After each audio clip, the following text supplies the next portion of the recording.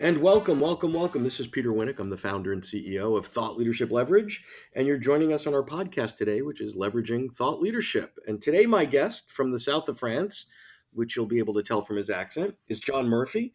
John owns his own consulting company, JMI, John Murphy International, and primarily coaches with executives, senior executives, and management teams. He's been everything from a sales director to a CEO and an executive chairman. So it's an interesting transition from sort of one side of the table to the other. So welcome aboard, John. Thanks for joining us today. Peter, it's a real pleasure. Thank you for inviting me. My pleasure. So let's just sort of dive right in. So if I were to sort of condense your career, senior executive, right, CEO, executive chairman, sales director, etc., and then one day you wake up and said, "I want to be on the other side of the table," right? So how did that happen? How did you decide to be of service to people that looked and acted and had roles like you had in a previous life?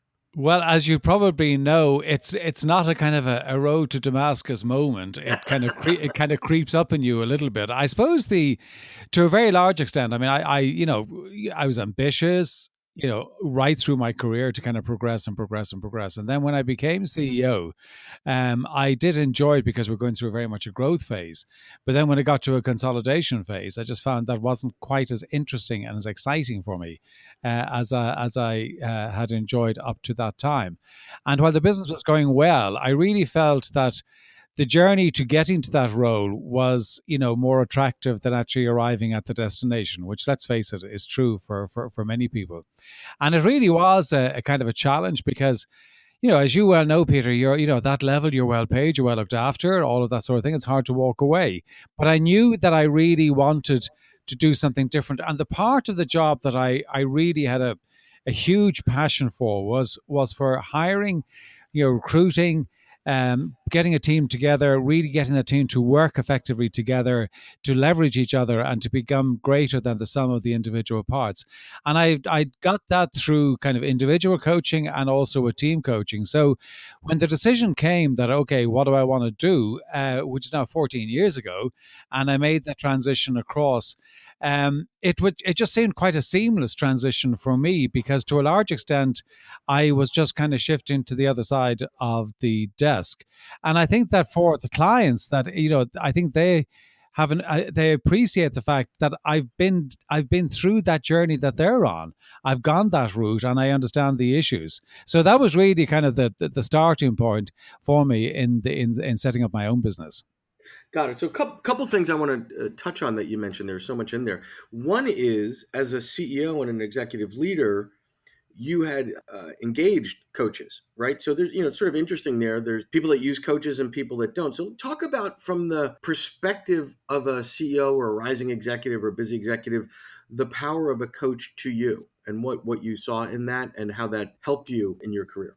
Well, I think that was very formative for me because I was very fortunate to the extent that the organization that I worked for, did have an appreciation, and I was quite willing to really engage with a coach. And if you talk about going back at that time, coaching wasn't as commonplace as it is now in the sense that pretty much every senior executive has a coach. But what I found with it, I just found it really transformative in the sense that what it enabled me to have was to have somebody who was external to the organization, that was able to challenge my thinking, my rationale, my thought process, and also somebody that I could go to when I wanted to bounce something around. Because the truth is that, it doesn't really matter what role you have. But I mean, take for example, as a sales director, there are times where, yes, you can go to your own manager and have a conversation, but there are some conversations that you don't necessarily want to have with your manager, nor can you have it with the people who are reporting to you. And you need to have somebody external who has no, agenda other than the fact of supporting you. So when I just had got so much benefit from that external resource that kept my feet to the fire, that also gave that objective perspective to what was happening and was really able to challenge my thinking without any agenda on their part. And I found that really beneficial. And also the tools and the strategies that I learned from a coach. And when I started my own business, even though my business is coaching executives and coaching teams, I mean, I still have my own coach because, despite the fact, I'm not going to be my own best coach, even if I can be a very good coach to other people, I'm not going to be my own best coach. So I still pay for the privilege of having that coach. And I think that as business has gone on, people have seen the evolution of that coaching role and have seen the benefit for it. And I think, today it's a must have for any senior executive who's ambitious to really kind of leverage themselves and leverage the team they have. And 15, 20 years ago, as you touched upon, it wasn't that commonplace. It was a little No, bit, I don't want to say it was a little bit out there. It wasn't as common. People might not talk about that they had a coach. Now it's a fairly common best practice for all the reasons that you mentioned in terms of, as a CEO, you have all these resources at your disposal, but everyone around you, has an agenda. Even if they're amazing at what they do, even if you trust them, even if there's a phenomenal relationship, your CMO is still someone subordinate to you. Your COO is still, battling for budget and all these other things. So they can that's right. some coaching, but there's a difference between, I think, trusted advisors internally in an organization giving you some ad hoc coaching than being your coach. So that's a great point. And I think also I think that your clarification is really important at that point too, because when I talk about agenda, I'm not saying that in a negative way, but it's just Yes, simply right. that everybody just has their own agenda. That's just a reality. And so I think, thank you, that clarification was helpful. Got it. So a couple other things I wanted to touch on that you alluded to. So you mentioned that when you were on the other side of the desk, when you were an up and coming ambitious executive, you liked the growing part. So I think when you look through most of the sort of business literature and a lot of the Harvard Business Review case studies and all those sort of things, most of the glamour, most of sort of the quote sexy stuff is about building, growing, scaling, leveraging, taking world domination, all that stuff, which is are wonderful challenges for a leader and a CEO. But the other side of that coin is many businesses are not growing. Many businesses have to go through either a period of downsizing or recalibration or whatever the politically correct term du jour is. And that takes sort of a different kind of leader, and it's a different sort of energy there, and it doesn't get the attention that world domination does, but it's not for everybody. So can you touch on a little bit of that? Yeah, because I think it is. I think it's a very interesting point, and I think it's a challenge to organizations because, the old saying that necessarily what got you here won't get you there is very, very true. And I think that there's we all have a style and a preference in terms of the approach we have and where we perform at our optimum, and that's in certain type of environments. And I think that there's, you look at the life cycle of any organization, there is that kind of initial launch period that, to energize and rally the troops and do all the things that you're saying, which is exciting and all of that, and that's great and that's very necessary, and that takes one type of leadership style. But when you're actually getting into more of the consolidating and kind of the putting the solid base, and that's a different style, and they don't necessarily reside in the same person. And I think that, what organizations have got to be really, really clear about is what phase of growth are they in? What phase in the business are they in, and recognize. And matching a team to the cycle, right? Absolutely. Because you can say, okay, well, you should be flexible and able to do it. Yeah, but if it's not your natural disposition, if it's not where your energy really goes, it is going to be difficult for you. And I think organizations simply have to recognize it and understand that it just might take a different skill set to actually take it to the next level. Excellent. So let's sort of pivot a little bit into the business that you're in, into the content business, into the coaching business. So let's talk about that, because a lot of people sort of they have a passion for it. They're lifelong learners. They've been consumers of it on the other side, in your case, coaching, and they say, this would be great. I'd love to do this. And then they sort of hold their nose and dive into the pool, and maybe there's water in the pool and maybe there's not. How did you go about, from a business acumen perspective, making the decision that this would be good? You've got to find clients, you've got to figure out how to charge rates that are good, you've got to figure out how to stay busy. Walk us through sort of the business side, which not a lot of people talk about other than on this podcast sometimes. Sort of, Yeah. what did that look like for you? What was the transition? Where did you skin your knee? Give us some thoughts there. Yeah, well, I would love to tell you that it was all carefully thought out and planned and mapped out, and I Yeah. had it. But the truth is, it wasn't. Right? Okay. It was. I mean, it was very much a case of, kind of getting out in the marketplace, and then as you go, kind of developing and evolving. And the couple of things that I learned along the way, curiously enough, even though I came from financial services and my background was in financial services, I was very concerned and worried that I get pigeonholed in that single sector. But hold on a second. Isn't that in the beginning, the depth of experience that you've got in an industry is for most people would consider that advantage, and you were concerned that that's a disadvantage. Is that what you're saying? Yeah, I did. I mean, because the easy thing to a large extent, Peter, would be to go back into your natural network. Now, I know there's an element of doing that, but I never wanted to be seen just as a coach for financial services. And it was probably more a fear of my own that I thought I don't want to get pigeonholed in that box. And I don't want to get, just because that's my background and that's where I started getting a lot of clients from, that I would get cornered in there. So I made a huge effort initially. And being honest, that goes back to my kind of my salesman experience where, I just did loads and loads of calls. I just spoke to lots and lots of people. And, if you speak to enough people, you will get some business. So it was pretty unsophisticated. But what I realized over a period of time was that I needed to be really clear about the specific area that I was going after. Who were the real ideal client for me? And that took a little bit of time for me to understand who my ideal client was and what was the specific proposition that I was going to bring to those clients. And because it was a little bit of anybody who was upright and breathing, and had a checkbook was fair game as a client. So it would took, and I realized that to really, really make a mark in it, you go past the stage of where you're just generating the income flow. If you really want to build on that, you've got to be known for something, and you've got to be known in specific area. Now that you can cut that by industry, or you can cut it by segment of the community, whatever way you like to do it.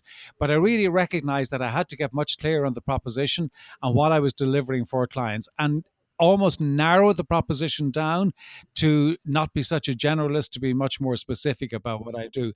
And that was really the transition into that. And then as you do that, then it's figuring out, well, where is the audience for that particular niche that I'm targeting? And then it was about doing the things like blogging and, podcasting that we're doing here. So getting the content so people can experience the content without actually becoming a client or before they become a client.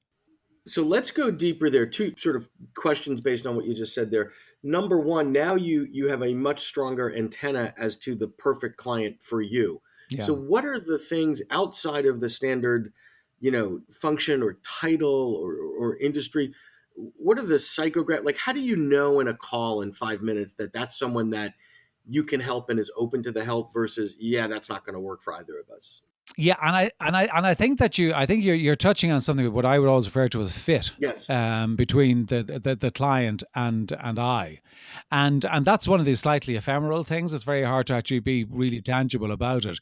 But I certainly, I mean, over the years, I've kind of developed a nose and a gut for it, and to me, it is, some people get in touch with you and they reach out and they say they want to have, because they want the idea of developing, they want the concept of growing, they want the concept of change, but they're not prepared to change, or they're not up for actually being open to change. And you can very easily identify those people in a Hmm. conversation as those that are up for it and those that are not up for it. And my antenna is that if I feel that somebody is not really up for the challenge and the change, and not up for being challenged about what they're doing, and they're not kind of beholden to their own beliefs and their own paradigms at this moment in time, then I would always kind of pass on that as a potential client for me, because it's simply not going to work. It's not going to work. It's not going to work for them. It's not going to work for Got it. me. And I only want to be associated with projects that I really, well, one that I actually, I can engage on a personal level with the individual, but also that we're both up for changing and we're both up for the game. And that's really, really important to me. And, if I look back at it, Peter, we've all taken on engagements that afterwards you kind of say, I know I shouldn't have. I Right, just right, right. know I shouldn't have. And in truth, I knew at every one of those, I knew at the very beginning that I shouldn't have, and I didn't listen to my gut. And now, just by exploration in the early stages, it's actually, do I feel this person is up for it? And if they are, great, let's have a Well, go. and it's an intimate relationship, right? So if your antenna, Yeah, if your absolutely. the yellow flag's going off, listen to your gut, because halfway in you're going to kick yourself in the head and go, I saw this coming. If you're surprised, it's one thing, but if you see it coming, and it's one of the advantages of having done anything for quite some time, you just develop a sense in some instances. I want to sort of spend some time now. You mentioned, and you went through it rather quickly, but I think it's key. Once you figured out who your market is, then you said you're doing, sort of what I would call classic thought leadership, blogging, writing, podcasting, etc. So how do you determine what to write about or what to create content about, number one, and number two, which is probably as important if not more, where to put that so that it serves the purpose that you're looking for it to serve, which is to sort of flex your thought leadership muscles and ultimately attract net new clients. You're not doing this for your health, right? So you could spend 20 hours a week blogging, creating awesome content, and putting it out there to people that'll never be your client. But how do you align those two? Great content in front of the people that have a higher propensity to hire you. Yeah, it's a great question. And I think there's a couple of things that I'd say about that. The first thing I'd say is that when I started blogging, certainly my experience was when I started blogging. I mean, I was probably blogging for 6 months, and I thought there isn't a living soul reading, listening, or doing anything. Right? I'm I'm actually just talking to Right. myself here, right? And I think that part of that is that you're finding your own voice in your style and in your way, because people then begin to get comfortable with your Hmm. style. So I think, so, and I don't think, unless you're wonderfully talented, I don't think you start with a clearly defined voice when you start writing or podcasting, but you develop your own voice. So I think that's kind of point number one, and I think you've got to go through that painful, with the crickets chirping, to actually find your voice and stick with it to find the voice. After that, it really is by, in terms of how do I find content? My content, Peter, just comes from the client conversations I have. Excellent. It's always about what comes up, what's resonating, what are the issues, what are the challenges. So my richest vein by a mile are the conversations that I have with my own clients, and then there'll be some other stuff. I think that's just a brilliant point because, by definition, if you're a thought leader, if you've got expertise in any sort of domain, which is what we're hoping folks have, if you're not out in the laboratory of reality, of the real world every day, really extracting and feeling it and tasting it, that's academia, and academia is fine. There's places for research and data and such, but the fact that you're coaching, and obviously you're protecting names and proprietary things that you can't disclose and all that, but you can extrapolate anecdotes and stories and fictionalize it a little bit to get to a point. And the fact that it's based on a call that you had with a client last Tuesday makes it really real and relevant and connected to what people that look like your clients, because they're your current clients, are actually struggling with. And I think that's a critical piece that people overlook. They almost think it shouldn't be that difficult. Think back over the last couple of weeks. What are you working on with your clients? Yeah, I know. It's exactly. And I think the other point is that, because I think, as you say, this is not an academic process, and I'm not trying to deliver academic papers, because at the end of the day, I'm coaching, whether it's an individual or I'm coaching a team, I'm coaching them to produce a result. So it's, there's got to be a very clear deliverable. This is not, that we all feel good about each other and we all love each other. There's actually a purpose, a real purpose, that you're actually looking to achieve a result. So all of that I write about is kind of relevant. It's the issues, it's the challenges, it's the banana skins, it's whatever it might be that are getting in the way of the producing the result. So that's where I would get the vast bulk of it. Then, of course, it is from books that you read and articles you pick up. But I would say at least 80% of what I write about is comes directly from my clients. The second part is then the other part of your question is how do you get in front of the audience? Well, then it's really a question of figuring out, well, where do they congregate? Where do they gather? Where do they come together on LinkedIn? What groups are they in LinkedIn? What magazines or publications do they refer to that to actually upskill themselves in their own industry? What conferences do they go to that you can speak at? So it's really kind of, it all comes back to your ideal client, and that's kind of the core of it, and it is your avatar. So it's figuring out then, so if I want to get a message in front of, pharmaceutical executives, to take an example of an industry that I work in, there's no point in me, publishing an article in the mechanics magazine. It might be very interesting mechanic, but it's not my audience. So it's really about tailoring that, and I think you just got to come back all the time, coming back to your customer avatar and saying, is it Totally. relevant? Is it actually, speaking to that audience? Is it speaking to the issues? And am I making it accessible to them? Correct. Well, I think more often than not, people would say, okay, if my target audience are, pharmaceutical executives, yeah, I'm not going to put it in the mechanics journal, but you hire a PR firm and you're not managing them properly, that's where it winds up.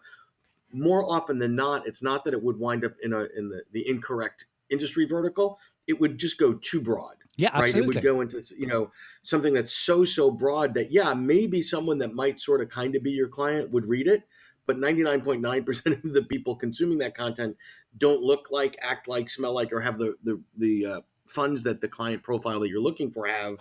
So don't go there. And I think it's, I mean, somebody said to him a couple of years ago, and a number of years ago, and it really was helpful. It was in regard to a website.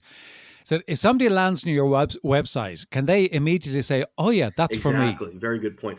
Well, anyway, this has been great. As we wrap up here, we're running out of time. Just maybe throw out two or three nuggets that you would ask folks that are in the shoes that you were in 10 years ago, 15 years ago, to ponder.